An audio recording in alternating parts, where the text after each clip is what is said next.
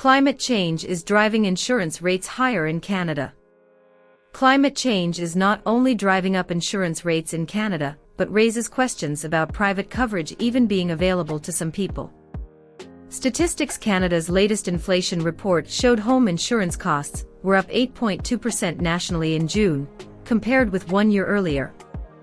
Increases were about 10% in Alberta, British Columbia, and Saskatchewan, and nearly 12% in Nova Scotia. The cost of your home insurance in Calgary depends a lot on the factors listed above, but if you are looking for averages, we have the following figures.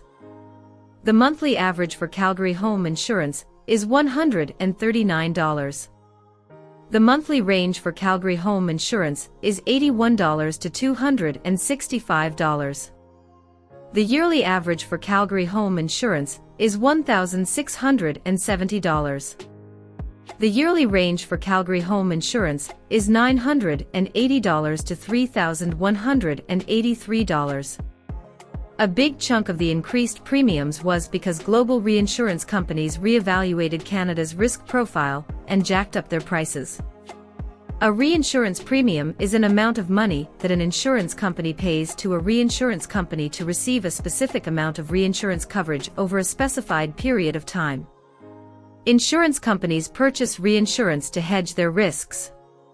In other words, reinsurance is a type of fail-safe for insurance companies in case too many claims are filed at once. If they didn't have this as a backup, a company could easily go bankrupt if they are inundated with claims. Reinsurance premiums rose between 25% and 100% in the last year, and while not all of it was passed on to consumers, some of it had to be. And this can be blamed on human-caused climate change. The Calgary Herald is reporting that global reinsurance companies reevaluated Canada's risk profile and jacked up their prices because new data showed that Canada is among the countries where climate change has affected insurance risks the most. The Insurance Bureau of Canada reported last year that claims costs for personal property insurance averaged more than $7 billion annually over the last 5 years in Canada. That compares with $5.8 billion in the previous 5 years, and $2 billion a year in the late 1990s and early 2000s. The Bureau said severe weather caused about $3.1 billion in insured damage in Canada last year, the third worst year on record. And there was no single major event, like the Fort McMurray wildfire in 2016, accounting for a majority of the costs. The costs were instead spread across the country along with several major events, including the May derecho in Ontario and Quebec, post-tropical storm Fiona, flooding in Manitoba, and a series of major winter and summer storms in Ontario, Quebec, and British Columbia. The biggest effect so far is the rising cost of premiums, especially with the tourism and hospitality industry in parts of Western Canada.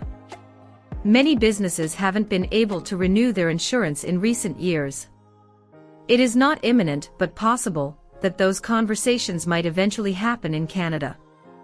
The amplification of these events over the last 5 years just happened quicker than anyone could have imagined, so unfortunately we may be having that conversation sooner rather than later. Meanwhile, in the United States, the climate crisis is fueling an insurance crisis, leaving homeowners struggling to find affordable coverage. In June this year, Farmers Insurance announced in a company memo it will no longer write new property insurance policies in Florida, citing catastrophe costs at historically high levels. AIG also stopped issuing policies along the Sunshine State's hurricane-vulnerable coastline. These insurers are following State Farm Insurance, California's largest single homeowners insurer, which announced in May it had stopped accepting new applications for business and personal lines and casualty insurance in California. In testimony before the Senate Budget Committee in March, Eric Anderson, CEO of consulting firm Aon plc, said that reinsurance companies, the firms that help insurers pay out costs, have also stepped back from high-risk areas, particularly those vulnerable to flooding and wildfires. So it is very possible that Canadians will be having serious discussions with their insurance companies a lot sooner than expected.